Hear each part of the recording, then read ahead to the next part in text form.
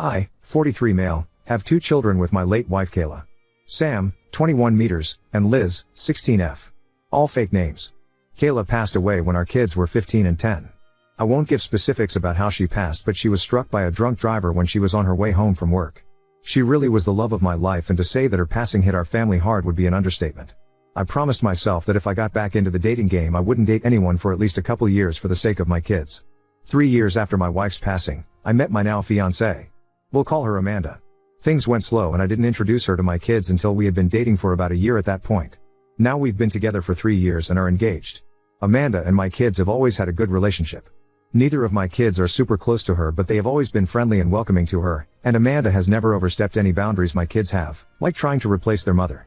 At the beginning of Amanda and I's relationship, she was a bit insecure of the fact that I was a widower. During the first few months of us dating, she would constantly ask things like if Kayla had never passed, would I still be with her right now? I always kept my answers brief, and told her that I didn't like thinking about the what ifs and that she was the one I was dating now and that was what mattered. Eventually she stopped making these comments and I stopped worrying about it. Now to the issue. My parents were hosting a family dinner to celebrate my fiancé and I's engagement. It was my mom and dad, my late wife's sister and her husband, Sam and Liz, and me and Amanda. Dinner was going well, we were all making small talk with each other and talked about wedding plans. About halfway into dinner my mom made a comment about how she was so happy I was able to find the spark I had with Kayla and someone else. I don't think anybody really paid much attention to the comment, but then Amanda laughed and said I'm happy she died, otherwise I would have never gotten him to myself. The tone of the dinner immediately shifted and everyone got extremely tense, especially my kids. Amanda noticed the shift and started awkwardly laughing like she was trying to play her comment off as a joke. I was honestly just frozen as that was the first time she had made a comment like that. My kids looked disgusted and Liz got up and walked out to the car. Sam waited a bit longer like he wanted me to say something, but I was still in shock about what Amanda had said. To make a long story about the dinner short, the dinner was kind of ruined, so I said my goodbyes to everyone, grabbed my fiancé and we all drove home. My daughter hasn't spoken to me or Amanda since and it's been 3 days. I got tired of it and pulled my son aside to ask him what I should do. He said something along the lines of I'm a grown man and don't care who another grown man marries, but I don't want a woman who speaks like that about our mother around my sister. Sam's comment stuck with me and now I'm considering calling off the engagement entirely. She's never made comments like this before, but I'm worried if I let it slide this one time, it will become more frequent and it will affect my daughter. I need some advice from outside perspectives and just want to do right by my kids. Wibta if I called it the engagement because of the comment she made? Edit. Wow, I didn't expect to get this much advice so shortly after posting this. Nonetheless, thank all of you for the advice and even the people calling me a bad father. I think your guys' words are what I needed to pull my head out my ass. I will try to talk to my kids alone tonight before speaking with my fiancé and we'll see where it goes from here. I'm pretty sure my fiancé and I are over though. Update 1. Did my fiancé apologize to anyone at the dinner party? No, she didn't. I honestly don't think it even registered or has registered to her that what she said was wrong. 2. Does fiancé have social anxiety? Not to my knowledge, no. In all the time I've known her she's never shown any signs of social anxiety and doesn't have a history of it. 3. How old was my late wife? She was 37 when she passed and we were the same age. Amanda is 41. A lot of people were asking for clarification on the time frame of her passing and when my fiancé and I met. At this point in time Kayla has been gone for about 6 years and I met Amanda roughly 3 years after Kayla's passing. I didn't mention either of their ages as I didn't believe it was important because we're so close in age, but I understand why a lot of you guys would want to know. Now that I've clarified the things I was most asked about in the comments, we can get into the update. While I'm writing this update, it's the day after I talked to my kids. So last night at around 5:30 my fiancé left for work. She works nights most days of the week, so I was able to call my son and ask if he could come over so I can talk to him and his sister. He goes to our local college and lives in an apartment near his school. When he started college he wanted to move out, but also wanted to stay close to us, so he settled on an apartment a few blocks away from the college. He came over and I called him and his sister into the living room to talk with the both of them. When they were both seated I told them point blank that I didn't think the wedding was happening anymore, and that the comment she made was unacceptable. I then, by the advice of the comments, apologized to them. I told them I was sorry for not saying anything for so long and letting the tension thicken in our home. I told my daughter that I understood why she hasn't spoken to me and that I was sorry for allowing her to think that I was even remotely okay with what she said. I felt pretty spineless after we had gotten back from dinner that night, so I wanted to do everything in my power to make it right with my kids during the conversation. My daughter told me that she felt disgusted at the comment Amanda made and even more so when I didn't defend her mother. She then told me that the past 2 years that she's known Amanda, she felt like she's been gradually trying to push her and Sam away from me. One of the examples Liz gave was when my son moved out. He moved out when he was about to start his sophomore year of college, and when he mentioned the idea of moving out, Amanda was the one who took that and ran with it. According to Liz, Amanda was the one encouraging Sam the most to move out. To be clear, I was never against Sam moving out, but I was clear to him too he was welcome to live at home for his college years and even after until he found where he wanted to be. I asked Sam if he felt pushed out by Amanda, and if that's why he moved out. He said he hadn't felt pushed out before he told everyone he wanted to move, but after he put it out there my fiancée kept pushing for him to move out. Liz cut in and said that every time she brings up college, Amanda keeps encouraging her to go out of state. Liz doesn't plan on going out of state and she's been open about wanting to go to the college Sam is attending right now. Liz said she feels like Amanda is waiting till she graduates high school and goes to college so she can move out. A lot of the comments were right about the subtle comments eventually turning into Amanda wanting my kids pushed away from me. Liz said that she was scared that by the time I eventually noticed the way Amanda was acting, too big of a wedge would have already been driven between me and them. I told my kids that I'm sorry it's taken me this long to notice and that I was also sorry they've been walking on eggshells for so long. I hugged my kids and told them no matter what, they are my top priority, not Amanda or anybody else. A low T of comments pointed out that even though my son is grown, he still needs his father, and I made sure to let my son know that I will always be there for him and his sister even when they are well grown.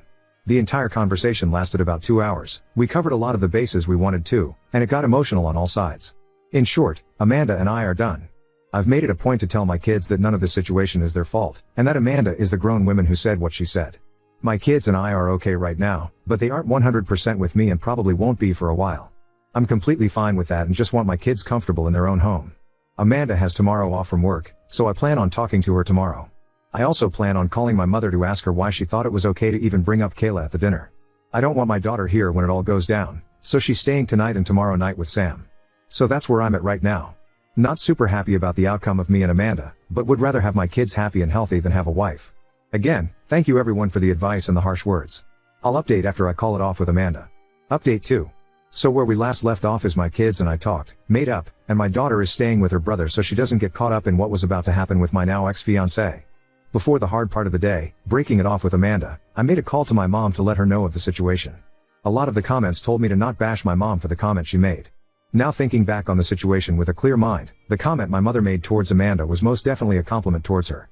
And that was confirmed in the call I had with her.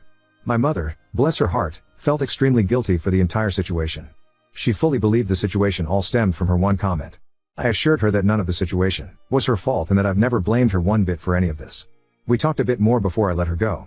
The call ended at about 9:15 a.m. and I was left waiting for Amanda to wake up. She woke up at around 10:30 a.m., and I didn't want to ambush her straight after she woke up, so I waited until about 11:10 a.m. to sit her down and talk. A lot of people in the comments suggested to secretly video the whole thing. I thought that was extremely smart, so I had my phone set to record in my back pocket the entire time. I didn't think she'd try to do anything drastic, but I would rather be safe than sorry.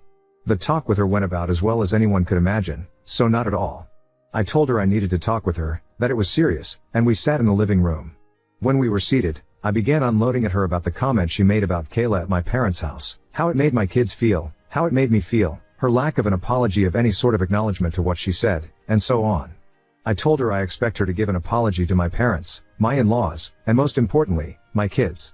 During the entire time of me unloading on her, she didn't seem to show any bit of emotion other than her eyes, which were slightly wider than normal. After I spoke my truth, she straight up asked, so if I apologize to everyone, we'll go back to normal? I told her point blank, no. I told her that the comment she made at dinner was not the extent of my problems with her. I then told her that I know she heavily pressured Sam to move out when he wasn't even sure if he wanted to at that point in time, and that I also know she is now trying to do the same with Liz. I did my absolute best to leave my kids out of the situation but told Amanda that the way my kids described her treatment towards them was the main reason I don't see a future with her anymore. Amanda was stone-faced up until I told her we were done. I think that's when the panic set in for her. She kept saying that he'll apologize to everyone, that she'll make it right with my kids, ect. I told her that if she apologizes, I will certainly appreciate it, but we were still done either way. She was full on crying at this point and asked me why wasn't I willing to try and fix our relationship? And I told her that even though I loved her, and I will be honest I still love her very much, I was not willing to take another chance of my kids being hurt against the way they were. I was frustrated and shot back at her asking her why she was trying to push my kids out of their own home? And I got back an answer I was not at all expecting. I was completely shocked at her response, but a lot of you guys won't be. A lot of commenters actually hit the nail right on the head with what Amanda was truly like. Amanda responded with, well, I didn't know you expected me to house somebody else's kids for the rest of my life. I immediately saw red and after about a minute I told her get out. I told her that my kids can go wherever they damn please, especially in the house that I own and pay for. She tried to retaliate, but in the end ended up pack a few bags and going to stay with one of her friends. I emailed a copy of the phone recording to myself. The talk only lasted about 25 minutes, not nearly as long as the talk I had with my kids, so if anything ends up coming of the conversation, I have all I'd need to keep my name clear. I've texted my kids that Amanda is out of the house for good, that they are welcome to come home anytime, and let my son know that if he wants to, he is more than welcome to move back in completely. My daughter is coming back from her brother's place in the afternoon and I still have phone calls to make to my parents and in-laws to apologize for this mess of a situation. Amanda is out of my house but keeps blowing up my phone for us to try to work things out. I'll let her come by in the next few days so she can collect the rest of her stuff out of my house. She is not welcome to live here again. I'll be honest and say that I am a bit devastated. Despite everything Amanda did, I still love her, and I probably won't stop loving her for a minute. But I'll be okay. Right now I just want to focus on the family that needs me, and will use this situation as an excuse to bond more with my kids. Another big thank you to everyone who helped me in the comments. A lot of the advice you guys gave played a part in making things right with my family. Update 3. Everything that happened honestly feels like a lifetime ago, which has reminded me that I'm getting older as I'm now 44. Haha. Liz turned 17 a few months ago and Sam is about to be 22. Life has honestly been pretty peaceful since I broke things off with Amanda. I will give a quick recap to my last update from almost a year ago when I had the conversation with Amanda. She had stayed at her friend's place for about a week and I took that time to take the advice of many comments and I packed up her stuff like clothes and other small items for her. She had a couple of bigger things like chairs and other decor, so I made sure those were the only things she was allowed to come in the house for. I got the locks changed per advice as well. I will say that a lot of you commenters thought of things that didn't even cross my mind, like the locks, and I'm thankful you guys are a bit more cognitive than me. Everything after that was pretty smooth and amicable, which did surprise me. She came by and picked up her things and gave me back the ring, which I didn't want back but she gave it to me anyways, and we didn't talk much. It was calm but that didn't last because a few weeks later, she was harassing my socials for another chance. I was pretty exhausted by her at that point so I just blocked her and had my kids block her as well. A lot of commenters pointed out in my second update that I didn't love her, I loved who I thought she was, and that was spot on, and it had helped the process of me moving on go much more quickly. It's been radio silence from her end since me and my kids blocked her, and since it's been almost a year, I'm pretty confident it will stay that way. This whole situation has made me realize that I'm perfectly fine and okay with being single for the rest of my life. Maybe people will see that as sad, but I find it more as an acceptance thing. Ending things with Amanda made me realize that I didn't feel that same love with her I felt with Kayla and probably never will with anyone else. That's not fair to me or the person I could potentially date, and I'm content with the family I have around me. This situation has almost given me a whole new appreciation for my kids. They showed more maturity and understanding than I ever did at their age, and it's made me love them even more, which I didn't think was possible. Haha. Sam still has his apartment. I offered for him to move back in but he declined, as he really enjoys having his own bachelor pad, which I understand as I was his age once too. He has a part-time he really enjoys that he's been working since his second semester this year, and I think he met a girl. Not sure, but I know my kid and I'm catching a vibe from him. Liz is amazing as always and she enjoying summer before her senior year. She's made honor roll every year of high school including this year and I'm so damn proud. Both of my kids are such hard-working and genuinely good people that it's hard not to toot my own horn when I think about it. Sorry for rambling in this post about them. I love them more than anything and find myself word vomiting about them when I speak about them. I'm sure other dads can relate. Haha. Another huge thank you to everyone who's been following my story and gifting me all your amazing, and some not so amazing, advice. And also know that I've read your own stories in the comments about your similar experiences. I'm sorry a lot of you guys didn't have the support system I've shown my kids, and I really appreciate each and every one of you taking the time to share your own personal stories. I wish I could give all of you giant dad hugs. Now on to second story. Brother's fiancée licked frosting off my face at my birthday party. Now I'm being blamed and banned from their wedding. I am 22 male and my brother is 28 male. He's been engaged to his fiancée for a few months now. She is 24. My brother's fiancée is your typical spoiled party girl, and TBH so is my brother. In the last year or so, my brother and I have had a strained relationship. This is mostly due to differences of opinion when helping take care of our mom, who is struggling with some PTSD/anxiety. She got held hostage by a man at her job, is still recovering and not back to work yet.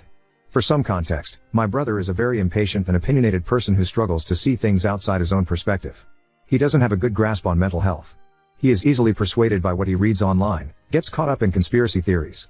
And I noticed COVID/the pandemic kind of exacerbated all of this. I work as a paramedic and he's been arguing with me about thinking I know better than him ever since. I am adopted and my bio mom was of a different ethnicity, so we don't look like brothers. When he can't think of a way to win an argument, he brings up the fact that I'm not her real son or his real brother. It wasn't always like this between us, which is sad. He's just not the same person and I'm not sure if it's work stress, life stress or what. I get that this post is going to be skewed by my perspective, but I'll try to be objective when it comes to the conflict. My birthday was last weekend, when this happened. My brother's fiancée apparently had the idea to throw me a surprise party.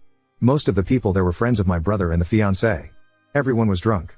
They made a bit of a show of bringing me out a cake and having me blowing out the candles. Before I did that, my brother's fiancée swiped frosting on her finger and put it on my cheek. I thought it was just her being nice and not trying to smash a piece of cake in my face. I blew out the candles, and after I did that, his fiancée grabbed my face and licked it. From my jaw all the way up the side of my face. I have no idea why she did this. We don't even have the kind of relationship where it would be funny. My brother's face changed, his demeanor changed, he became very withdrawn and irritable. They were seen quietly fighting and he ended up just leaving the party. I brought it up the next day to make sure he was okay, and apparently the two of them made up. It's me he has an issue with. I don't know what she told him, but it seems as if I'm the one being made out to be flirting with her, wanting her, etc. Not even remotely true. I told him to leave me out of his relationship problems. It's his partner who disrespected him and embarrassed him. He's angry at the wrong person. I refuse to apologize. Apparently I'm going to be out of the wedding unless I do. He's upset because I won't admit to my mistake. Well, I don't feel like I made one. Should I just do it for the sake of settling it? Normally I'm willing to be the bigger person, but this is a false accusation I don't want attached to myself. Ada? Oop, you know what, I'm not opposed to threatening him with that. Thank you. Oop, I never thought about it actually, and nothing really sticks out. She's obsessed with K-pop and I am half Korean, so she's made comments to me, but I didn't interpret them as flirting. I thought she was just trying to be nice and didn't know how else to connect when I shared about the whole being adopted thing. When she's sober she is more awkward/shy.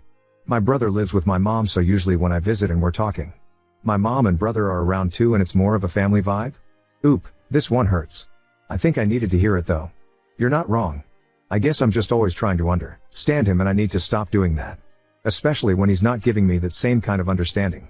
I thought we could get back to the relationship we had before, but it's not looking like it's getting any better. Update 1. After trying to reach out to my brother, he finally came around and stopped ignoring me. He didn't want to talk about what happened but was willing to put it behind us. TBH, I think talking about it would have been healthier, but I decided to let it go because he was so adamant. Then just the other day he came to me on his own and admit that he feels unsure about his relationship and is struggling to trust his fiancée ever since the incident on my birthday. I told him there's no rush to get married and he should take time to figure out what he's feeling. I didn't try to give any particular opinion because I feel like this is something he needs to figure out for himself. Also, I genuinely don't know what's going on between them. He still took what I said the wrong way somehow, and we ended up having an argument. He thinks I'm not happy for him and don't want to see him successful, starting a family. I tried to walk away at this point in the conversation because no matter what I said it was just going to get misconstrued, but he didn't want to stop fighting. Somewhere in that, I finally learned why he's so mad at me these days. It turns out he's pissed that our mom paid for my tuition. I've been doing OT to pay her back. Clarification, if it matters, she doesn't actually want me to pay her back. It was a gift, but I'd like to pay her back slowly. My brother feels this money should have been given to him for his wedding, which I am no longer invited to. I don't really know how to fix things, but that's where we're at. Update 2. My mom and brother got into it over the weekend. I have accepted being uninvited for my brother's wedding, but our mom wasn't having it.